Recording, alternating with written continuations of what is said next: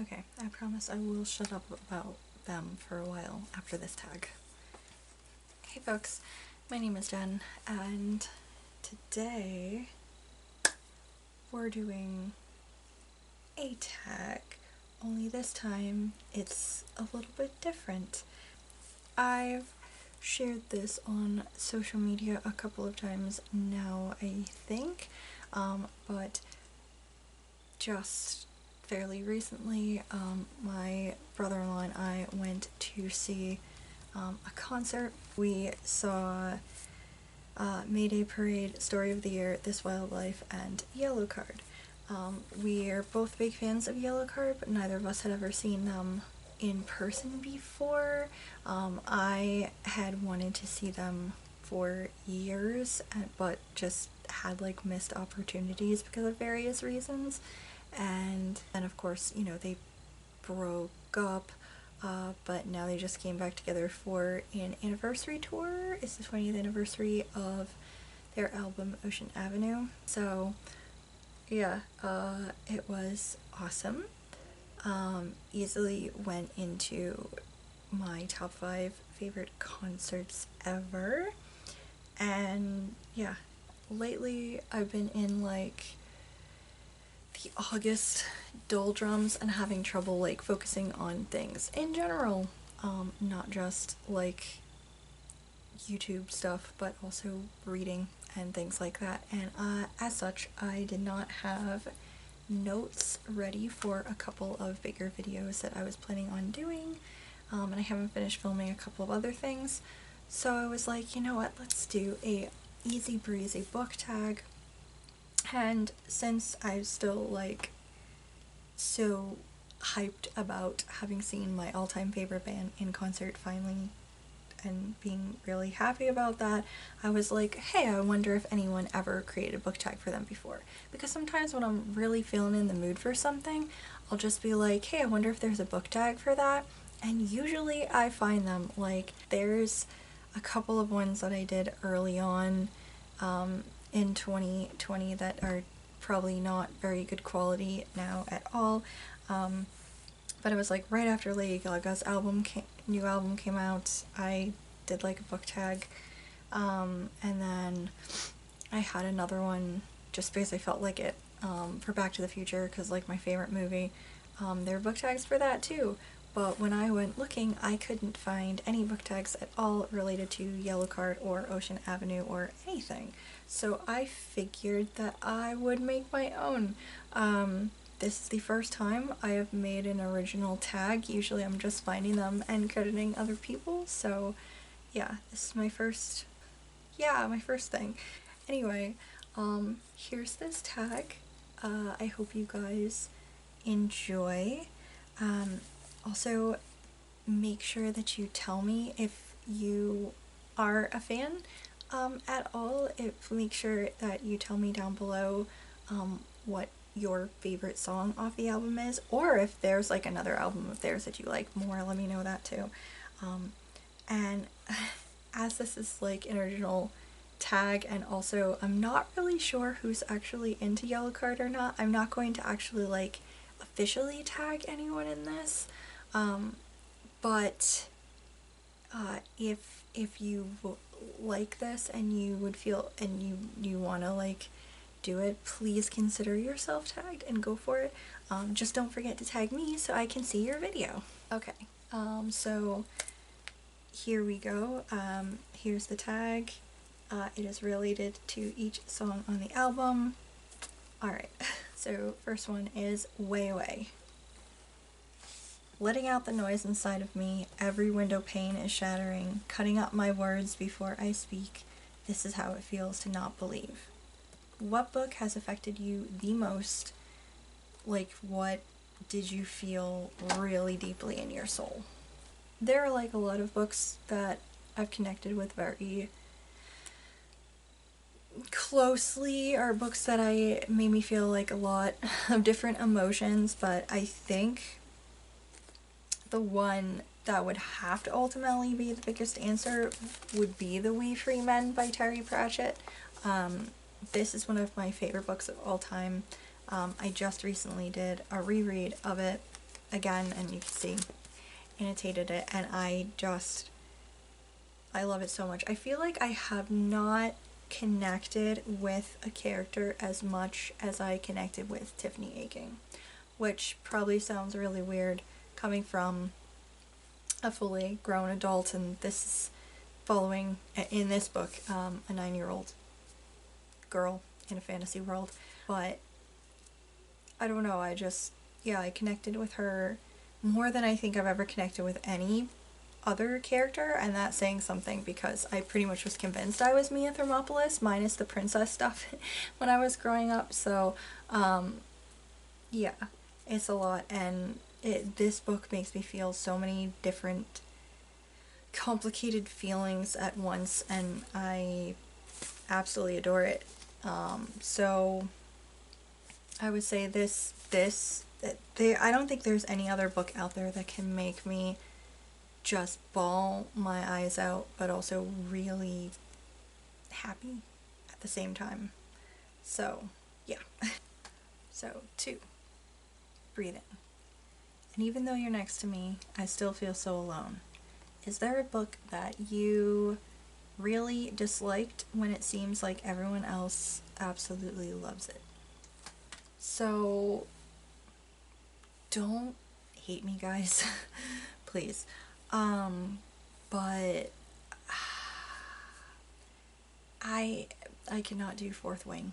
I tried, and it's not just like everybody hyping it up on here either. It's Instagram, it's everywhere. It's my best friend. But I did try, because I like magic schools and I like dragons, but I just could not. I made it to about 6 chapters in, and I just had to DNF it. I tried to read more, but I was just getting increasingly more grumpy as time went along, so I gave up. 3.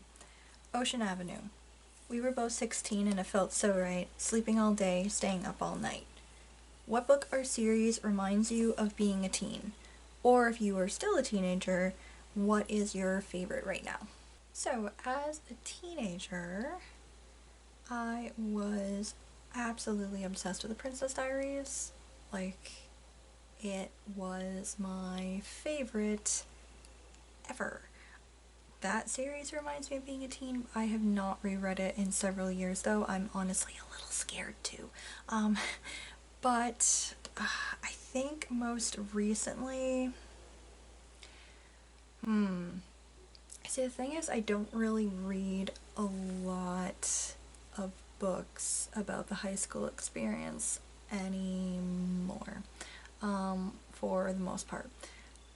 So I guess the most recent thing I think that would remind me of being a teenager or part of that experience would be the reread that I've been doing of the Georgia Nicholson series.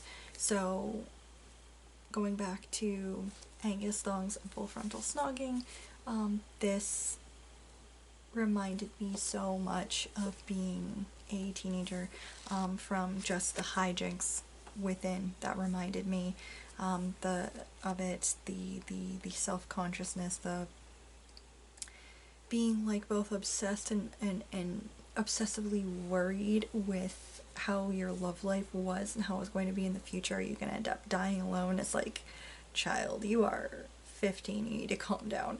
Yeah, so this, I'd say, this is very much that. Also, me and my friends would talk about this stuff a lot, so yeah, this reminded me a lot of being a teenager.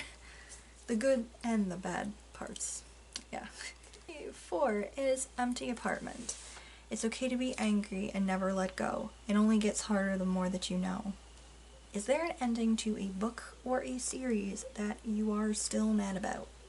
So, there's a couple of books that the ending bothered me a lot, but I don't think I want to talk about them because that might be kind of a spoiler-y thing. But I will say that the ending of the Small Spaces quartet It's not like bad, but it was, how it ended was anticlimactic and kind of a letdown, so I'm still honestly feeling some type of way about it. Yeah. 5. Life of a Salesman. Father, I will always be the same boy who stood by the sea and watched you tower over me. Now I'm older, I want to be the same as you. Who is your favorite fictional father or father figure? So, I think it's a tie between two.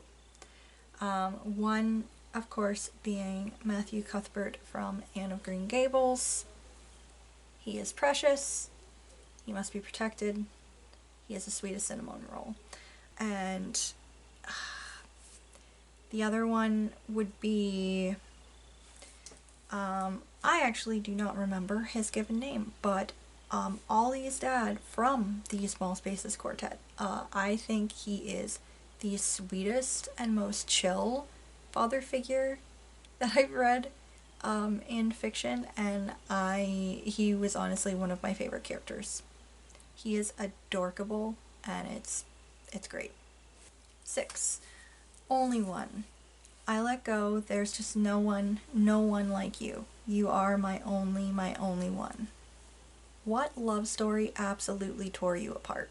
Well, I actually spent a long time thinking in depth about this and what really,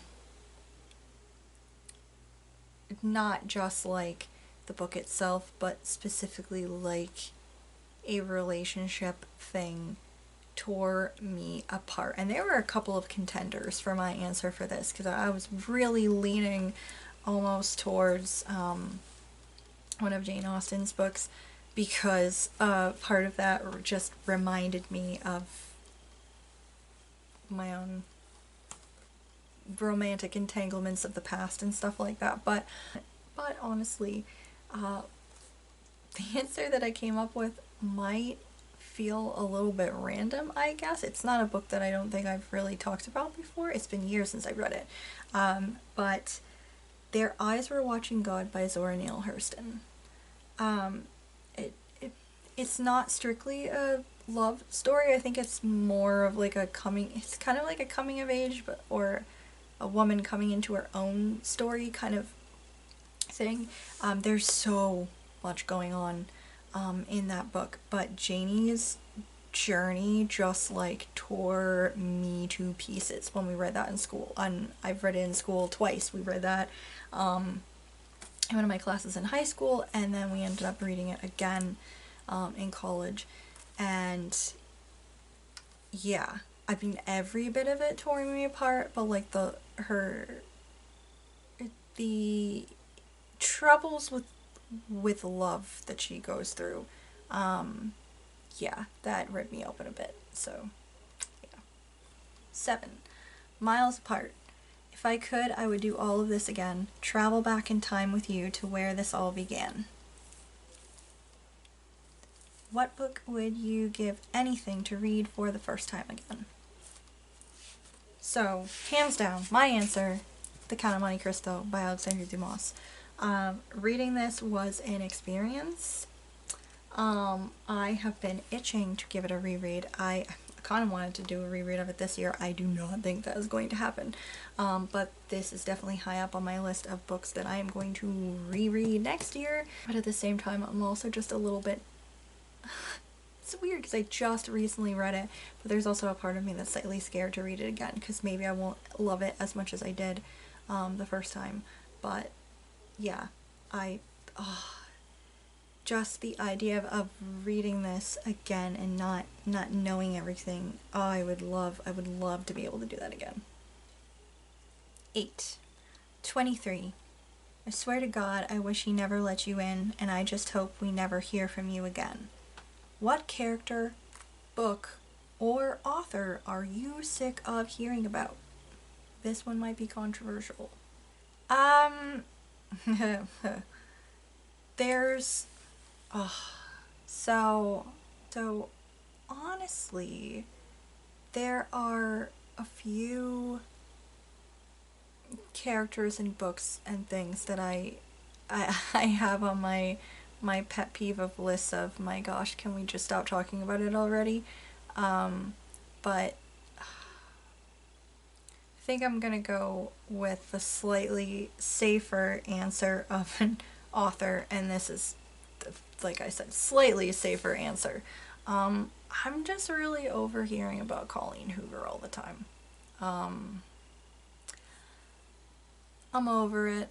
I'd like to move on to more authors, other authors. Please and thank you. Number 9 is View from Heaven. Singing life just ain't fair. Sometimes I still just can't believe that you're gone. What character's death are you still not over? And if you are going to be specific about this, just make sure you let people know that you're gonna spoil things.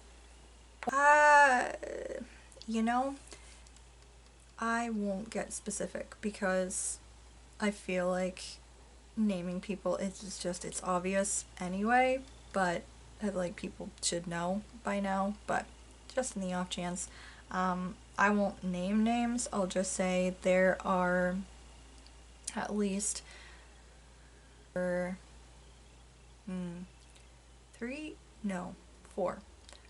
characters who were killed in the Harry Potter series that I don't think I'll ever be over. Ever. So, yeah. 10. Inside Out. I feel like I'm inside out, you got me upside down, maybe I was holding on too tight. Is there a book or series that you know now is maybe not that great, but you just can't let go of it? Again, Harry Potter. I know objectively it's not the best written. There's plot holes, there's stuff within there, but that series had like a chokehold on me since I was like 10 years old, so no, I don't think I'll ever be able to let go of it. Although honestly at this point I am afraid to reread it because I know that I have read better written middle grade fantasy at this point, so I'm almost kind of afraid that the nostalgia won't be enough to carry it through, but I don't know. 11. Believe. Everything is gonna be alright, be strong, believe. What book brings you the most comfort or hope that everything will be alright? So I think that I've talked about this one before, probably, but a book that I have definitely read for comfort before, which might sound odd, but it was The Skin of Our Teeth by Thornton Wilder. This is actually a play, and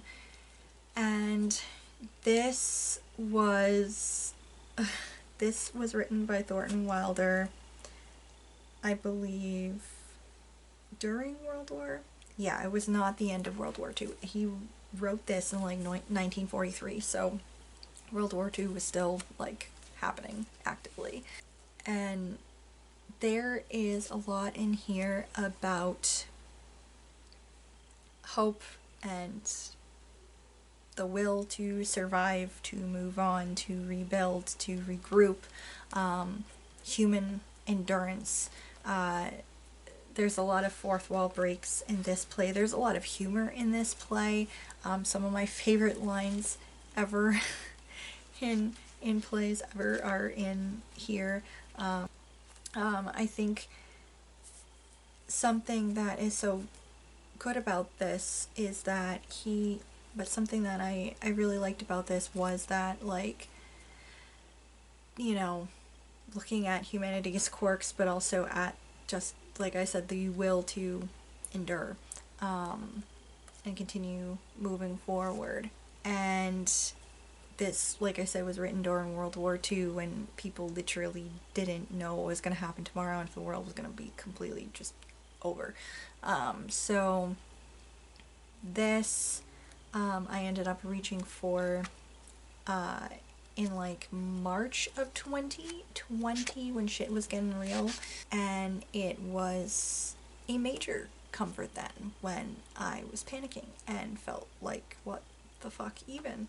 And it is something that there are a couple of lines in here that I do think about often when I feel like, oh my god, what's happening? The world is ending. Oh my god, oh my god, oh my god. And just get into like that place in my head and just try to remind myself, hey, we all been here a long time and we keep on keeping on, and it's okay. So, yes, this is one. 12. 1 year, 6 months. I'm falling into memories of you and things we used to do. Are there any books that have strong memories attached to them? Like, maybe you discovered it while on vacation. It was something you bought and read during then. Or maybe it was a book that you read during a really emotional time. It's a book that has a lot of special meaning to you because it was somebody you love's favorite or something. Yeah, something that has a strong memory attached to it. So I have actually a few answers to that. I have even more, honestly, but these were the ones that I just kind of went with. So there are a couple of examples of what I'm talking about.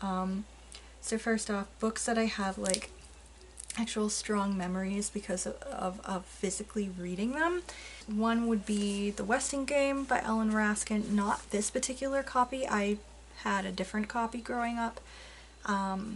But I read it for the first time on a camping trip that I took with my parents when I was about 10 or 11. And it wasn't the first time I'd been camping, but it was the first time we as a family went camping. And I just really remember that experience a lot. We camped in New Hampshire, and then we also camped in like Acadia State Park in Maine. And I really remember that a lot, and part of what I really remember is laying in the sleeping bag, smelling the ocean air coming through the window, and reading The Westing Game. And it was the first mystery that I'd read that wasn't like, it was still for kids, but it wasn't part of like a little kid series like Nancy Drew or Hardy Boys or what is that other one? Cam, but I can't remember what those are called. Cam something or other. She has like the eidetic memory or something. Yeah, photographic memory. So yeah, that was an experience. So I remember that. And then another one, I think I mentioned this in my like wrap up when I read this monstrosity not too long ago. But this copy is a little bit warped because I got this when my folks and I have family who live in Virginia, and we went to visit them over the 4th of July when I was in like high school, I want to say.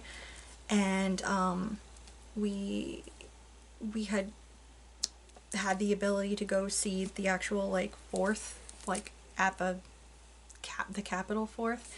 We were on like the lawn somewhere, and it was raining, and nobody knew whether it was actually still going to happen or what was going on or what was everything. And I don't remember most of any of that because after I bought this book, I spent the entire time waiting for the show to start, and also what I considered the boring bits, reading this book, which is why it's a little messed up, because it was raining a lot and it got a little bit waterlogged. But yeah, I have a very visceral memory of reading this book for the first time, and I could just not put it down. So another couple of books, these two from Shakespeare, Richard III and Titus Andronicus.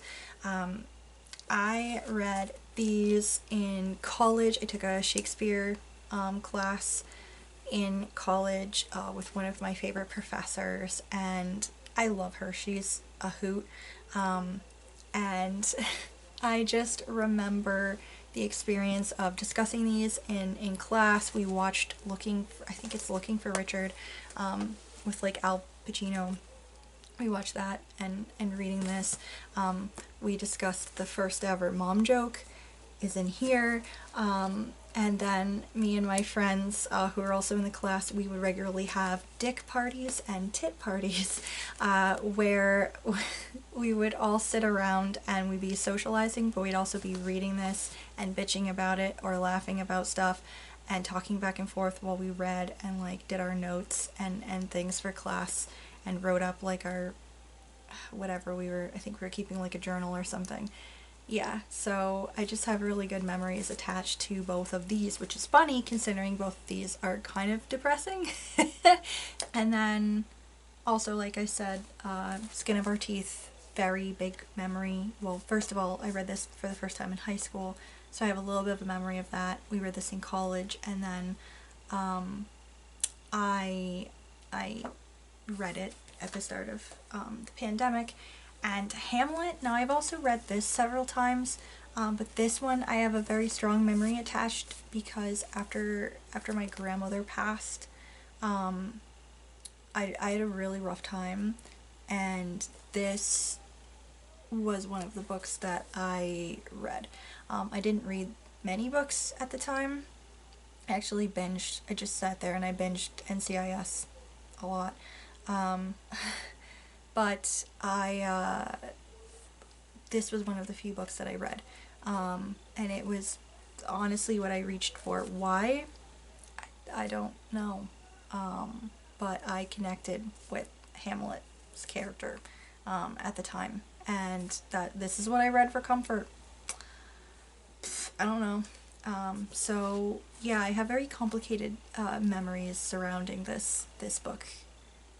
But it is one of my favorite Shakespeare plays. Last one is Back Home. Another sunny day in California.